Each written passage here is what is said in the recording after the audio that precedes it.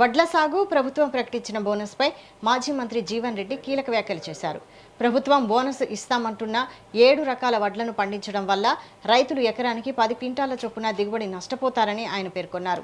దీనివల్ల ఒక్కో రైతుకు సుమారు 24,000 ఆదాయం తగ్గే అవకాశం ఉందని ఆందోళన వ్యక్తం చేశారు.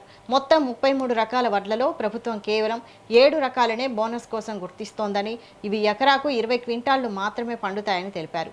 అదే సమయంలో మిగతా 26 రకాల వడ్లు ఎకరాకు 30 క్వింటాళ్ల వరకు దిగుబడి వస్తాయని, ప్రభుత్వం తీసుకున్న ఈ నిర్ణయం వల్ల రైతులు తీవ్రంగా నష్టపోతారని జీవన్ రెడ్డి స్పష్టం చేశారు.